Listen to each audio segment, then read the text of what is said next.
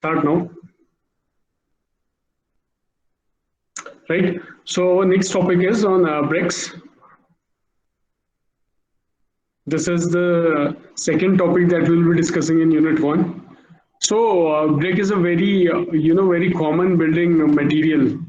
It is very popularly, it is used everywhere in construction works also, and you might have seen it everywhere. So bricks, about something about brick. So brick is one of the oldest building material. Yes, it is very old material, and it is extensively used in present time as a leading building material because of its durability, strength, reliability, low cost, and easily availability.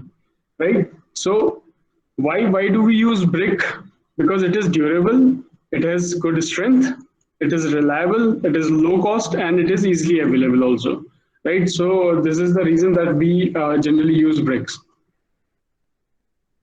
Next is Great Wall of China was built in both burnt and dried bricks. See, the Great Wall of China was also built using these bricks. Bricks and mortar is one of the essential components of brick masonry. So here are some few, some terminologies here. Bricks, you know very well. What is mortar? So mortar is is a combination of. It consists of sand. It consists of sand and cement. There is no coarse aggregate in it. Okay, so it is one of the essential components of brick masonry, right? Brick masonry as in brick walls and brick, any construction related to brick. Fine. So moving on. So what is the actual definition of brick? So it is artificial material of construction in the form of clay bricks of uniform shape and size. Okay? So it is known as bricks.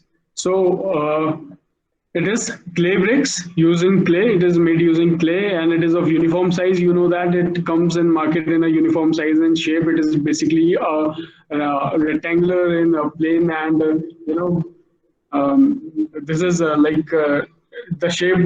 Its shape is cubic, right? So it is rectangular basically in this. If you see from the top view, right? So there are two sizes of brick. So one is traditional brick and another is modular brick. तो traditional brick में क्या है आप लोगों का dimension जो आपको locally available होता है उसका dimension होता है 26 centimeter into 11.4 centimeter into 7.6 centimeter. So this is its length, width, and this you can say is height, right? And one is modular brick. Modular brick is always 19 centimeter into 9 centimeter into 9 centimeters. So you'll have to remember these two dimensions of brick, right? So one is traditional brick and one is modular brick. Next we have principal ingredients. So what all is included in the brick? क्या क्या brick में होता है, ठीक है? वो ingredient होते हैं, तो क्या क्या चीज आपके brick में रहती है? आप लोग note कीजिएगा इसको. This is alumina. It is around 20 to 30%. So overall 20 to 30% क्या होता है brick में? That is alumina. It imparts plasticity to the brick. If present in excess, अगर ये ज़्यादा हो तो bricks shrink and deform during drying and burning and becomes very hard on burning. So इसकी जो quantity है, it should be around 20 to 30%. It should not exceed this percentage. So you'll have to note this thing, that alumina should not exceed 20 to 30%. Otherwise, the bricks will shrink and it will deform. It will not remain in its actual shape. Okay. And next ingredient is silica. This is the most important ingredient, and I think it has the maximum percentage of composition. So it is like 50 to 60%. So what it does, silica क्या करता है? It imparts uniform shape. ठीक है, जो uniform shape आता है brick का, that is due to silica, and it prevents cracking, shrinkage, and deformation of raw bricks. So इनको भी प्रिवेंट करता है. अगर सिलिका होगा 50 to 60%, तो क्रैकिंग, श्रिंकेज और डिफॉर्मेशन होने के चांसेस कम हो जाते हैं. और अगर ये एक्सेस पे हो तो it destroys the cohesion between particles and bricks become brittle. Cohesion पता आप लोगों को? ये कोहेसिव सॉइल होती है जो जैसे क्ले होता है ना. Clay is a cohesive soil जो आपस में बाइंड करके रखता है. ठीक है, फाइन सॉइल होती है. Between particles and brick becomes brittle. ठीक है, अगर ये बहुत ज्यादा होगा सिलिका में तो उसका जो है कोहेजन खत्म हो जाएगा, आपस में जो चिपकने की प्रॉपर्टी है वो खत्म हो जाएगी. so it will become brittle. So next one is lime. It should not exceed 5%. Lime होना चाहिए लेकिन 5% से ज्यादा नहीं होना चाहिए. क्या करता है, श्रिंकेज को प्रिवेंट करता है. लाइम भी ऐड किया जाता है इसमें ब्रिक बनाने में. It causes brick to melt and hence the shape is lost. ठीक है, अगर इसको एक्सेस में अगर आप डाल दोगे तो क्या होगा, ब्रिक मेल्ट होने लगेंगे और उसका शेप भी चला जाएगा. तो इसको भी आपको लिमिटेड क्वांटिटी में डालना होता है, 5% से ज्यादा नहीं होना चाहिए. नेक्स्ट इंग्रेडिएंट जो होता है that is oxide of iron. ठीक है, इसकी डिजायरेबल क्वांटिटी अगेन 5 to 6% है, इससे ज्यादा इसको नहीं यूज करना होता आयरन के ऑक्साइड को. ठीक है, जो रेड कलर आप देखते हो ब्रिक पे, रेड कलर की जो जनरली ब्रिक होती है वो आयरन ऑक्साइड की वजह से होती है. ठीक है, ऑक्साइड ऑफ आयरन की वजह से ये कलर आता है उस ब्रिक में. अगर ये एक्सेस हो जाए तो ये डार्क ब्लू या फिर ब्लैकिश कलर की होने लगती है. ठीक है, और अगर और इसकी अगर क्वांटिटी कम हो जाए तो वो येलो कलर की दिखने लगती है. तो it should be around 5 to 6%, तब उसमें रेड कलर का एक रेड कलर जो होता है वो ब्रिक में फॉर्म होने लगता है. ठीक है, अगर ये कम होगा या ज्यादा होगा तो उसका कलर चेंज हो जाएगा.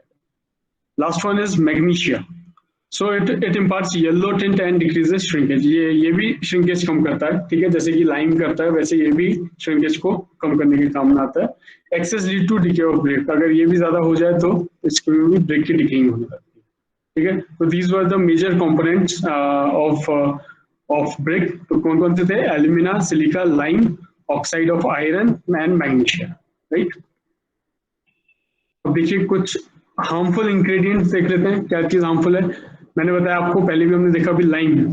ठीक है, लाइम अगर ज्यादा हो तो क्या हो जाएगा, ब्रिक मेल्ट हो सकती है, उसका शेप लॉस्ट हो सकता है. उसी तरीके से आयरन पायराइट्स हैं, अगर ये क्रिस्टलाइज और डिसइंटीग्रेटेड हो जाती है because of the oxidation of iron pyrites. तो आयरन पायराइट्स की वजह से क्रिस्टलाइज होने लगती है और डिसइंटीग्रेट होने लगती है. ये भी ज्यादा क्वांटिटी में नहीं होना चाहिए.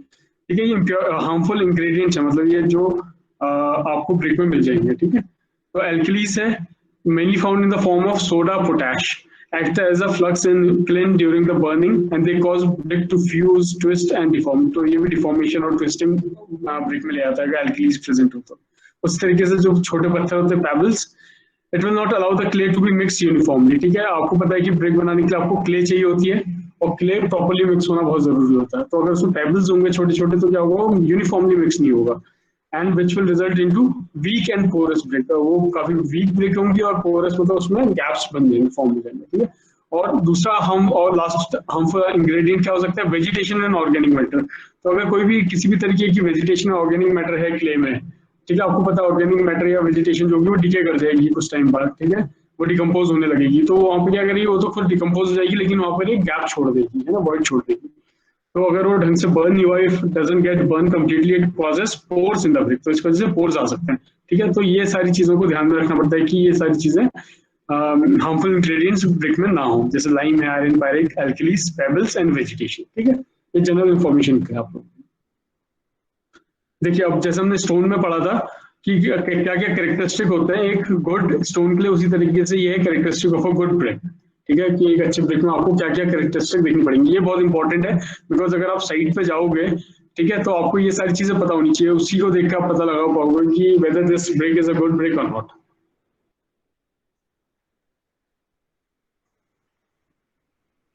Just a minute.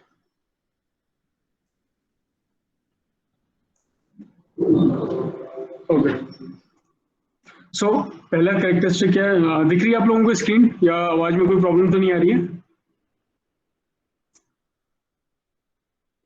कोई डाउट है किसी? क्लियर है ना अभी?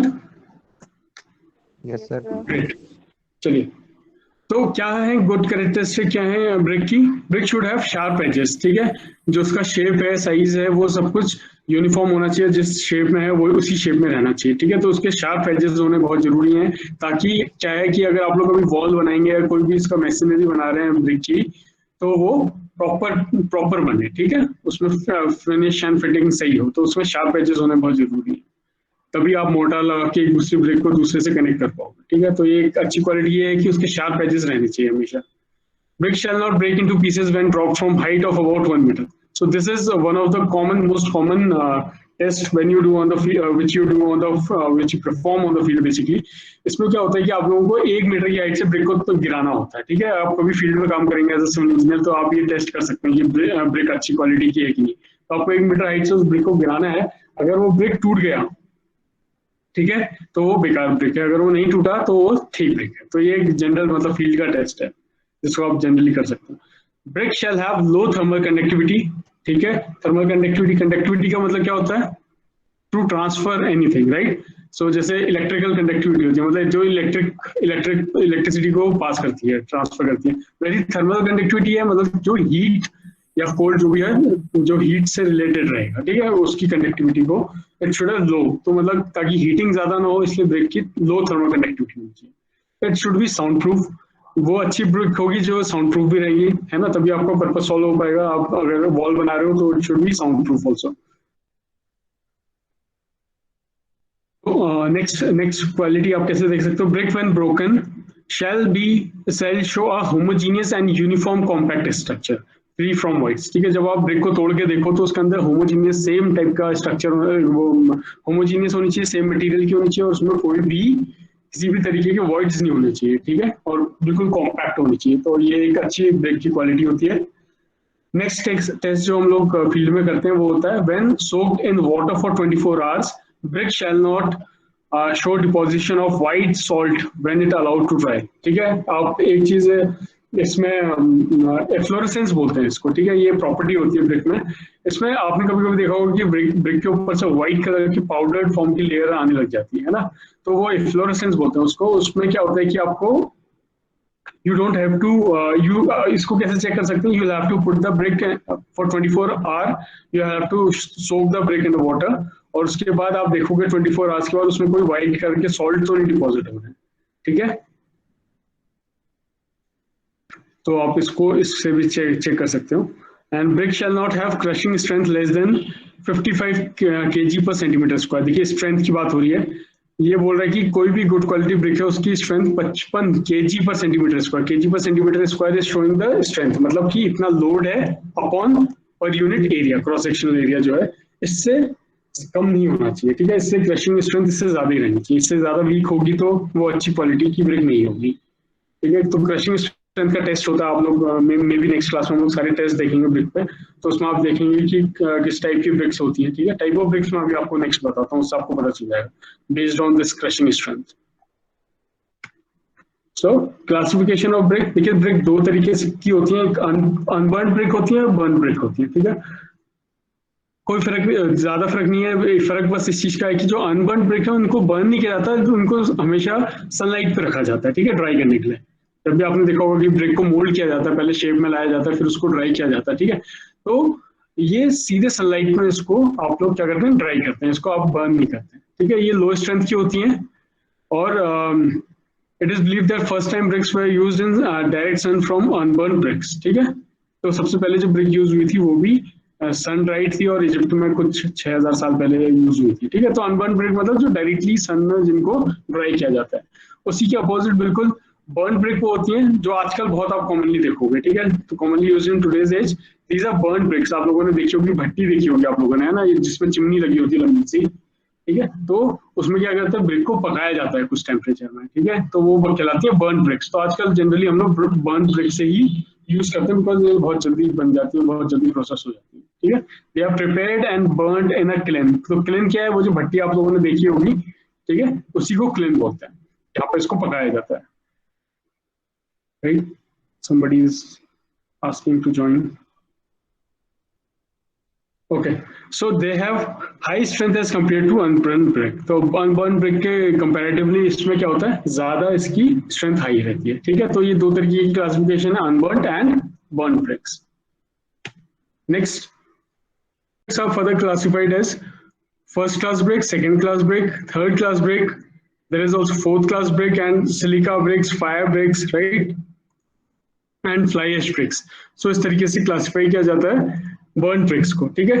तो ये जो मार्केट में भी इसी तरीके से अवेलेबल होती है, first class, second class, third class. अब इसकी प्रॉपर्टीज देखते हैं कि क्या क्या है, ठीक है, आप फिर से देख लीजिए इसको। So what happens in a first class brick, what is a first class brick, these are the dimension 19 into 9 into 9 centimetre in size, ठीक है, मॉड्यूलर साइज जो होता है वो इसमें बताया है आप लोगों को। They are made from good earth, free from saline deposits, they should be thoroughly burned, they should be of good color, they should be of regular shape with square edges and parallel faces. ठीक है, ये सारी properties है first class brick की, इन सब में ये सारी चीजें होनी चाहिए। Correct? Just a minute once. Okay, so these bricks are free from flaws, cracks, chips, stones. इसमें ये कोई भी impurities नहीं होनी चाहिए किसी भी तरीके की, and they should give a ringing sound when two bricks are stuck together. ठीक है, so as I told कि इसमें ये भी एक field test होता है। आप क्या करेंगे, दो bricks को पकड़ेंगे, आपस में उनको टकराएंगे, ठीक है, उसमें से एक ringing sound आनी चाहिए, डैम्प आवाज नहीं आनी चाहिए, तो वो एक अच्छी क्वालिटी की ब्रिक कहलाई जाती है। Now, next important thing is its compressive strength shall not be less than 140 kg per centimeter square. इसकी compressive strength जो है वो 140 kg per centimeter square, ये काफी हाई है, 140 kg per centimeter square। ठीक है, उससे पहले आप लोगों को मैं बताना चाह रहा था कि what is compressive strength। ठीक है, compressive strength क्या होता है, एक CTM एक मशीन होती है, compression testing machine, उसमें हम लोग किसी भी मटेरियल का compression टेस्ट करते हैं कि कितनी compression उसको झेलने की क्षमता है। ठीक है, तो इस तरीके का एक टेस्ट होता है, ये हम आगे अभी टेस्ट में देखेंगे, ब्रिक के टेस्ट में, कि कैसे compressive strength निकाली जाती है। ठीक है, तो इसमें क्या करते हैं हम लोग, चलिए वो टेस्ट में आपको आगे बताऊंगा। तो फिलहाल आप ये जान लीजिए कि स्ट्रेंथ है जो उसकी कंप्रेशन को भागती है। ठीक है, तो आप इसमें जब कंप्रेशन डालते हैं तो ये इतना झेल जाएगी, 140 kg पर सेंटीमीटर स्क्वायर, मतलब इतना लोड पर centimetre square per unit area ये ले लेंगे। ठीक है, तो ये फर्स्ट क्लास ब्रिक की प्रॉपर्टी है। And they shall not absorb more than 20% of water, मतलब इसमें 20% से ज्यादा पानी अब्सॉर्ब नहीं होना चाहिए when immersed in water for 24 hours. ये चीज आपको ध्यान में रखनी पड़ेगी।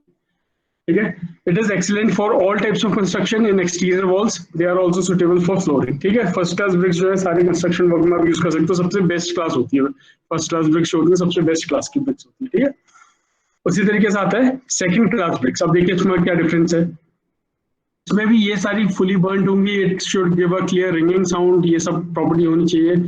ठीक है, slightly irregular in shape, size and colour are accepted, मतलब ऊपर वाला जो था फर्स्ट क्लास ब्रिक उसमें ये सारी रेगुलरिटीज एक्सेप्टेबल नहीं थी, बट इसमें थोड़ा बहुत रेगुलरिटीज जो है जैसे साइज कलर में वो चल जाती है थोड़ा बहुत। ठीक है, लेकिन इसमें जो नोट करने वाली बात है, that is the compressive strength shall not be less than 70 kg पर सेंटीमीटर स्क्वायर। देखिए इसमें 70 kg हो गई, फर्स्ट क्लास ब्रिक में 140 kg पर सेंटीमीटर स्क्वायर थी, तो जस्ट हाफ हो गया इसका। ठीक है, and absorption value should not be greater than 22% when soaked in water for 24 hours. ठीक है, और 24 आवर्स के लिए अगर आप इसको पानी में ब्रिक को इमर्स करके रखेंगे तो 22% से ज्यादा वाटर अब्सॉर्ब नहीं करना चाहिए इसमें, तो वाटर अब्जॉर्प्शन टेस्ट भी होता है।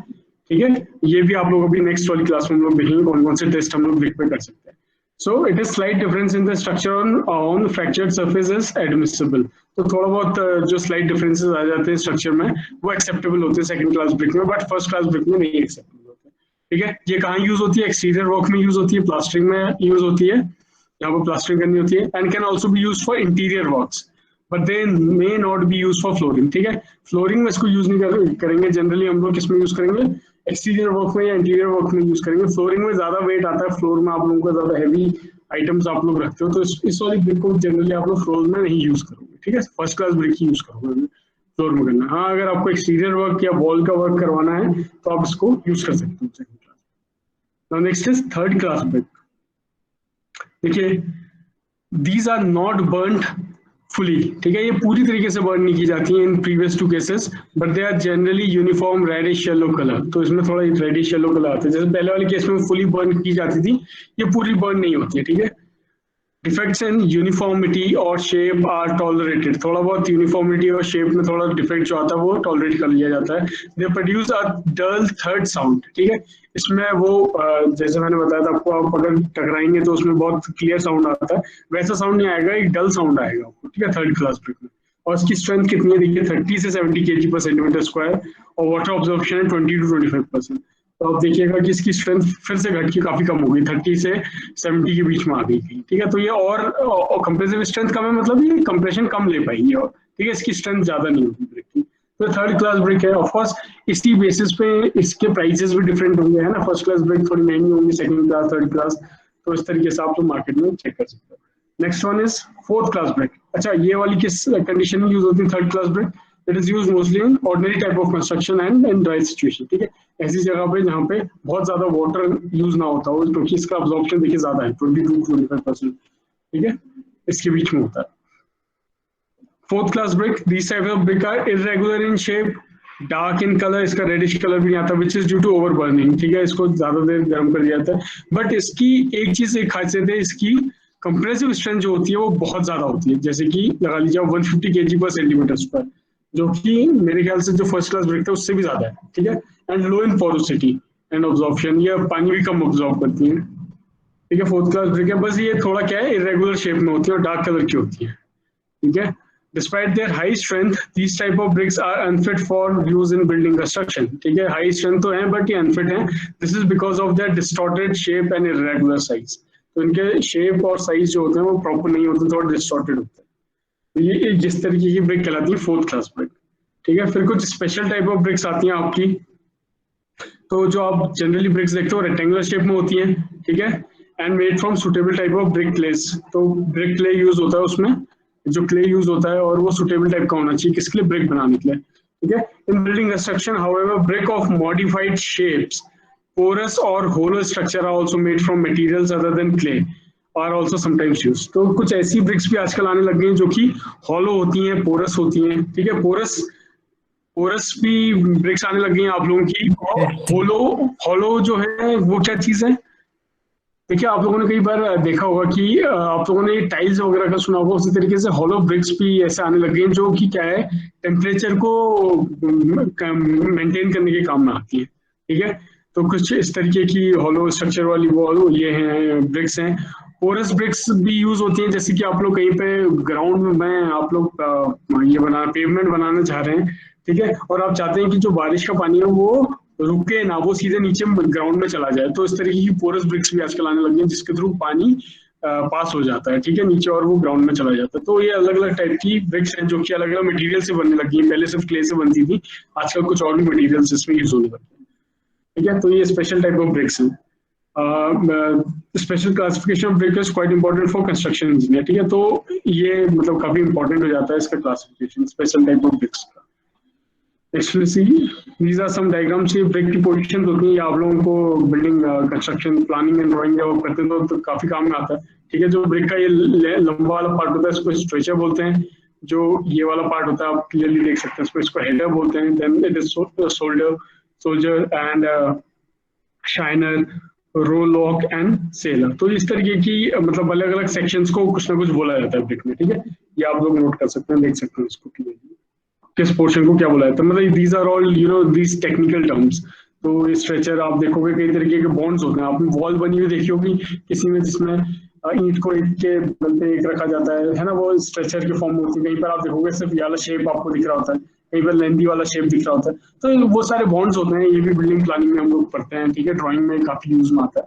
बाकी फिलहाल अभी ये टर्मिनोलॉजीज हैं जो ब्रिक में होती है, स्ट्रेचर, हेडर, सोल्डर, ये काफी जगह पे काम में आती है, ठीक है, आपको भी पता होना चाहिए। लेंथ वाला स्ट्रेचर कहलाता है, जो छोटा वाला पोर्शन होता है दैट इज कॉल्ड हेडर, ठीक है, इस तरीके से।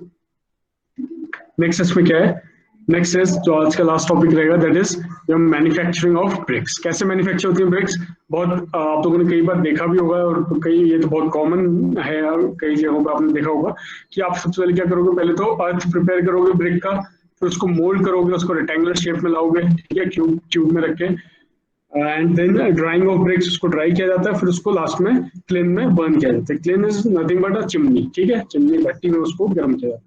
तो ये पूरी प्रोसेस होती है, 4 प्रोसेस से गुजरता है, पहले अर्थ, फिर मोल्डिंग करना है, फिर उसको ड्राई करना है, फिर उसको बर्न करना है, ठीक है। ये सारी ब्रिक्स को मैन्युफैक्चर करने का तरीका है। अब कैसे इसको ब्रिक को कैसे प्रिपेयर किया जाता है, brick earth, preparation of brick earth, जो अर्थ मतलब की जो सॉइल से मतलब है इसका, ठीक है, earth is nothing but soil, जो क्ले यूज हो रही है ब्रिक में उसकी कैसे प्रिपरेशन करते हैं। तो सबसे पहले आपको क्या करना होगा, removal of loose soil. Loose soil क्या होता है, मतलब देखिए आप जब ब्रिक बनाएंगे तो आपको कहीं से मिट्टी तो लानी पड़ेगी, क्ले लानी पड़ेगी, ठीक है। तो आप जहाँ जिस जगह से उस मिट्टी को लेके आएंगे ना, उसकी आप अबाउट 30 सेंटीमीटर डेप्थ को क्या होता है उसको आप हटा देते हैं टॉप लेयर को, क्योंकि आपने देखा होगा टॉप लेयर में बहुत सारी इंप्योरिटीज होती है, कभी आपको पत्तियां दिखेंगी, उसमें ऑर्गेनिक मैटर, वेजिटेशन दिखेगा, ग्रास की रूट्स दिखेंगी आपको, वाली मिट्टी हम लोग यूज नहीं करते, हम क्या करते हैं 30 सेंटीमीटर जो डेप्थ है वो हटा देते हैं टॉप की, ठीक है, जैसे उसमें ऑर्गेनिक मैटर ज्यादा रहते हैं, ठीक है, तो it should be taken out and thrown away. तो पहले जो है टॉप सॉइल को जो टॉप लेयर है उसको हम हटा देते हैं 30 सेंटीमीटर तक का। फिर क्या करते हैं हम, डिगिंग, स्प्रेडिंग एंड क्लीनिंग। फिर अर्थ को क्या किया जाता है, dug out from the ground, फिर उसको ग्राउंड से निकाला जाता है अर्थ को। This earth is spread into heaps of about 50 to 150 centimetre height. अभी मैं आपको आगे ये फोटो में भी दिखाऊंगा कि कैसे इसकी हीपिंग की जाती है, कैसे हीप बना के इसको रखा जाता है, ठीक है। फिर आता है वेदरिंग। वेदरिंग में क्या होता है, it is then expose to atmosphere for softening. इसको कुछ टाइम के लिए छोड़ दिया जाता है, एटमॉस्फेयर में रख दिया जाता है। The period may be of few weeks to a season, मतलब ये कुछ वीक से लेके कुछ मंथ्स तक का इसको अलग अलग सीजन में भी हम लोग यूज करते हैं। तो उसको क्या करते हैं, एक्सपोज करके रख देते हैं एटमॉस्फेयर में, ताकि वो सीजन हो जाए उस तरीके से, ठीक है। उसमें जितनी भी एब्जॉर्प्शन आनी है, जितना भी उसको ड्राई होना है, वो सब कुछ वो कर ले, तो उसको वेदरिंग बोलेंगे।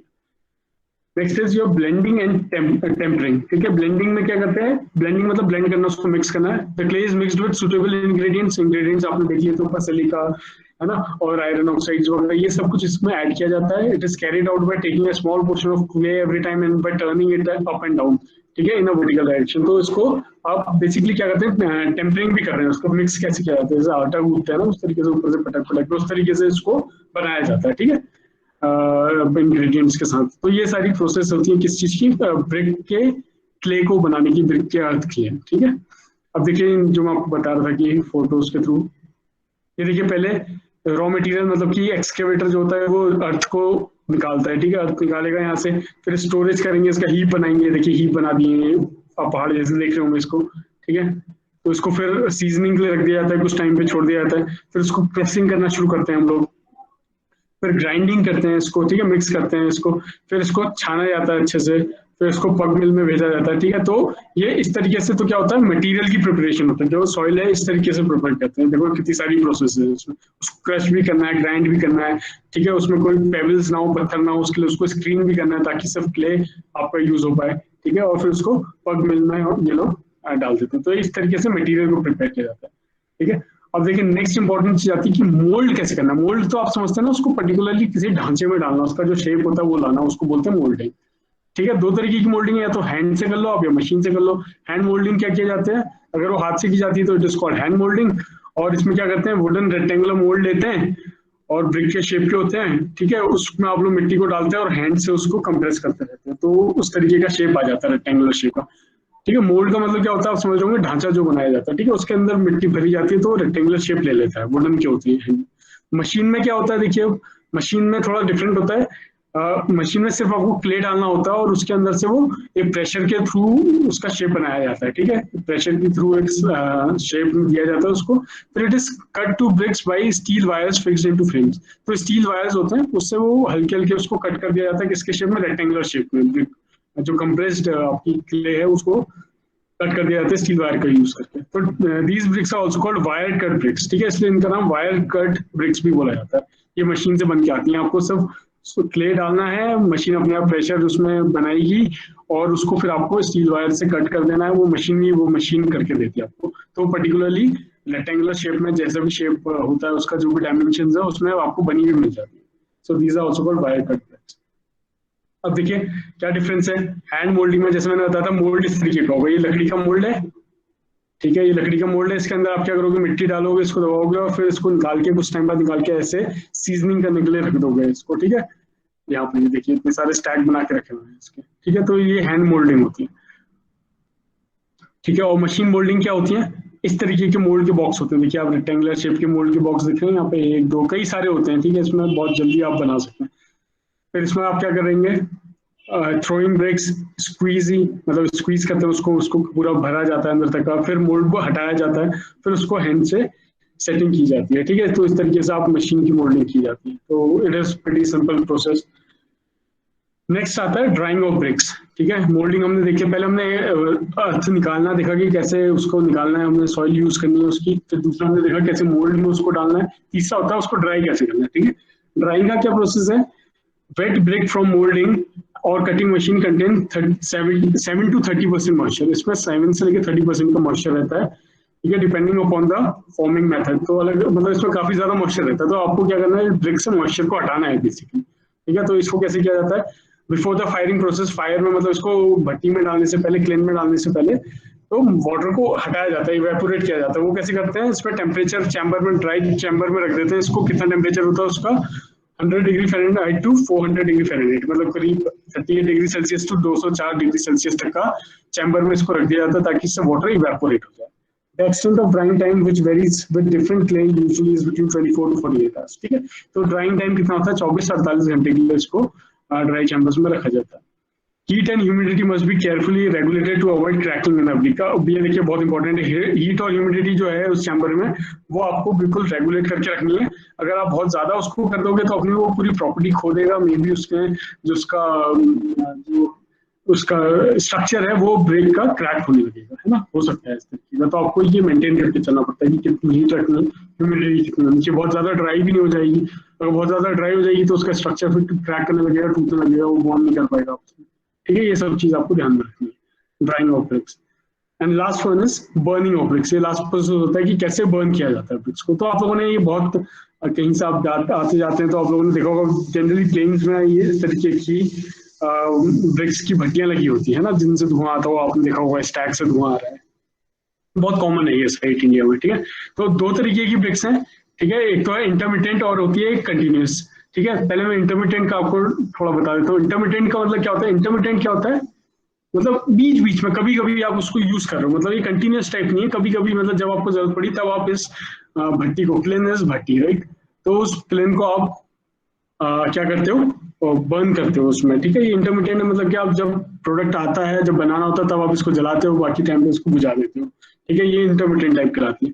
तो ये किस किस तरीके की है? क्लैंप है, स्कोव है, स्कॉट.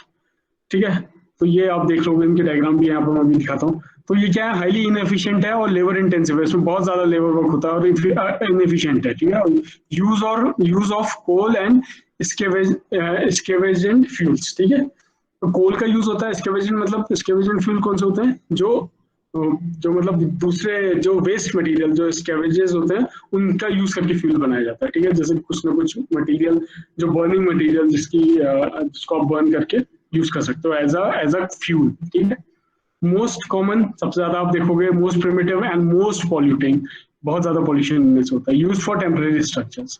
ठीक है, टेम्परेरी स्ट्रक्चर्स के लिए यूज होता है. आप देखो जो ये वाला है क्लैंप क्लेन. ठीक है, इसमें किस तरीके का स्ट्रक्चर है और यहाँ पे इन सेक्शंस में वुड डाला जाता है ताकि इसको बर्न कर सकें. ठीक है, इस तरीके का है. उसी तरीके से स्कोव, ये देखिए इस वाले में, इसके अंदर बर्न किया जा रहा है ब्रिक्स को. ठीक है, फिर स्कॉच क्लेन है, इसमें भी कई सारे ये बने होते हैं आपके टनल्स, बेसिकली इसको बनी होती है. ठीक है, जहाँ से हम ब्रिक्स को फीड करते हैं और वो फायर वगैरह का यूज करते हैं इसमें. तो ये क्या है, थोड़ी इनएफिशिएंट है और बहुत ज्यादा इसमें लेबर वर्क रहता है. ठीक है, next is your continuous type of brick, मतलब कंटिन्यूस क्लेन. कंटिन्यूस में क्या होता है? ये कंटिन्यूस प्रोसेस में रहती है. मतलब इसमें सारा का सारा आपका ड्राइंग से लेके उसमें बर्निंग जो है, सॉरी ड्राइंग नहीं, बर्निंग की जो प्रोसेस है वो कंटिन्यूस फॉर्म में रहती है. ठीक है, इसमें आपने देखा होगा लंबी लंबी चिमनी लगी होती है, बहुत बड़ी बड़ी. ठीक है, अगर आप यहाँ पर देखो इसका क्रॉस सेक्शन, ये देखिए आपको दिख भी रहा है, ये चिमनी है, यहाँ फ्यूल डाला जाता है. ठीक है, यहाँ पर से ये डैम्पर्स हैं, इसके एंट्रेंस, मतलब यहाँ से ब्रिक डाली जाती हैं और जहाँ पर फायर की जाती है वो चैम्बर है. तो इसका क्रॉस सेक्शन देखेंगे तो कुछ इस तरीके का दिखेगा. देखिए स्टोकिंग होल्स. स्टोकिंग होल्स क्या होते हैं? जहाँ से आपको उसमें फीड करना है, मतलब उसमें स्टॉक, बेसिकली आप जो फ्यूल डालोगे वो इस चैम्बर्स में से आप लोग डालोगे. ठीक है, फायरिंग चैम्बर्स. और इसमें आप देखिए इसको कंटिन्यूस क्लेन में आप देखोगे हॉफमैन. ठीक है, एक तो हॉफमैन है, एक बुल्स ट्रेंच है और एक वर्टिकल शाफ्ट है, एक हाबला है. ठीक है, ये चार तरीके के इसमें बताए गए हैं. चारों के डायग्राम में आपको शो करूंगा. परफॉर्म इनका मतलब सेम उसी तरीके से रहता है. एक कंटिन्यूस टाइप है. अब देखिए इसमें क्या होता है कंटिन्यूस टाइप में, ये परमानेंट स्ट्रक्चर्स होते हैं. ठीक है, ऐसा नहीं कि आपने कभी भी बना लिया इनको तोड़ दिया, नहीं, ये परमानेंट स्ट्रक्चर रहते हैं, एक जगह पे रहते हैं. So burning is done continuously in क्लेंजेस में 24 आवर्स, मतलब 24/7 इसमें बर्निंग चलते रहती है. ठीक है, एक बैच आएगा, फिर अगला बैच आएगा, फिर अगला बैच आएगा, फिर कंटिन्यूस बर्न करते रहते हैं उसमें. Brick from kilns are correct size, perfect shape and good quality. इनमें जो भी ब्रिक्स आती है वो बहुत अच्छी क्वालिटी की बन के आती है. ठीक है, rate of burning also high in this kiln. मतलब रेट ऑफ बर्निंग बहुत ज्यादा रहता है इसमें. हाई टेम्परेचर्स आप मेंटेन कर सकते हो. But initial investment for kiln is very high. Initial investment ज्यादा है क्योंकि इसमें आपको बहुत सारी चीजें कंस्ट्रक्ट करनी पड़ेगी, बिल्ड करना पड़ेगा. ठीक है, तो इसकी जो इनिशियल कॉस्ट है वो ज्यादा है. It is efficient and potentially clean. ठीक है, ये देखिए अब कौन कौन से इसमें हाइब्रिड हॉफमैन है, बीएसबी के क्या है, वर्टिकली शाफ्ट ब्रिक क्लेन. ठीक है, फिर है हाबला, और टनल मॉडर्न, ये सारी आपकी क्या क्या है कंटिन्यूस टाइप ऑफ फिल्म्स, ठीक है। अब देखिए जो मैंने आपको बताया था हाइब्रिड हॉफमैन किस तरीके से, it is widely used in China 90% of brick, और कैन यूज कोल और नेचुरल गैस, कोल या नेचुरल गैस आपको यूज कर सकते हैं। इसमें देखिए किस तरीके का इसका ये प्लान है, टॉप व्यू है और ये एलिवेशन है। यहाँ पर देखिए इसकी ये चिमनी है साइड में, ठीक है, ये देखिए चिमनी इस तरीके से इसका टॉप व्यू दिख रहा है। और यहाँ पर आप लोग इसके देखोगे स्ट्रोक होल्स हैं, डैम्पर्स हैं इसमें, ठीक है। तो इनमें से स्ट्रोक मतलब इसमें सारा का सारा आपका क्या किया जाता है, स्ट्रोक होल्स में आप लोग मतलब अपने फ्यूल डाल के इसको बर्न भी करते हो, ठीक है। तो इस तरीके का अगर आप जनरली देखो तो ये देखिए इसका जो वैसे इमेज है वो ये वाली है, ठीक है। ये चिमनी लगी हुई है यहाँ पर से, ये स्ट्रोक होल्स हैं, ठीक है। इसमें से आप लोग बर्निंग वगैरह करते हो उसमें। और देखिए इसमें सेम ये इसका क्रॉस सेक्शन दिखा है, सेक्शन ए है, ये सेक्शन ए है, ये इसका है, ठीक है। तो देखिए चिमनी के लिए रास्ता जा रहा है, यहाँ पर आपका चैम्बर का एंट्रेंस है, स्ट्रोक होल्स यहाँ से आप लोग बर्निंग कर रहे हैं, हॉट एयर जो है वो भी पास हो रही है। इस तरीके से हाइब्रिड हॉफमैन है, ठीक है। फिर नेक्स्ट है your Bull's trench kiln. Bull's trench क्या है इसका, ये कुछ इस तरीके की है, देखिए इस तरीके से यहाँ पर इसका एंट्रेंस है, ठीक है। सॉरी, इसको निकाले, यहाँ से आप ब्रिक्स को डालते हैं, इस तरफ से प्रोसेस होते हुए आता है और यहाँ से निकलता है। क्लियर नहीं है, थोड़ा विजिबल नहीं हो रहा है आप लोगों को, बट आप इसको देखिए, इससे थोड़ा आपको आइडिया आ जाएगा। इसमें देखिए एक कॉन्सेप्ट और होता है फिक्स चिमनी और मूवेबल चिमनी, ठीक है। इसमें देखिए पहले सेटिंग ग्रीन ब्रिक्स मतलब कि जो रॉ ब्रिक्स आपने बनाई हैं ड्राई करने के बाद, वो यहाँ से डाला जाता है, ठीक है। फिर इस प्रोसेस से वो पास होता है पूरा का पूरा, ठीक है। इसमें फिर ये फायरिंग जोन है, प्री हीटिंग जोन है, ठीक है। स्टॉकिंग होल से क्या करते हैं, आप लोग फ्यूल डालते हैं बेसिकली, यहाँ से कोई भी कोल या जो भी होगा आपका फ्यूल जिसको आप बर्न कर रहे हैं उसको स्टॉक करेंगे यहाँ से, ठीक है। और फिर उसको कूल करके यहाँ से निकाल भी दिया जाता है, ठीक है। तो ये बुल्स ट्रेंच बोलते हैं इसको, bulls trench. So it is use in India, Pakistan, Nepal, Bangladesh काफी यूज होता है, ठीक है। कोल और स्कैवेजेंट फ्यूल्स यूज होते हैं इसमें। Movable chimney and fix chimney use होती हैं। मूवेबल ये दिस इज मूवेबल चिमनी, ठीक है। बुल्स ट्रेंच क्लिन, MCBTK, तो ये पूरा फुल फॉर्म में होगा मूवेबल।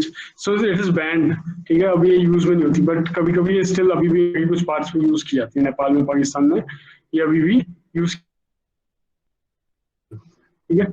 ये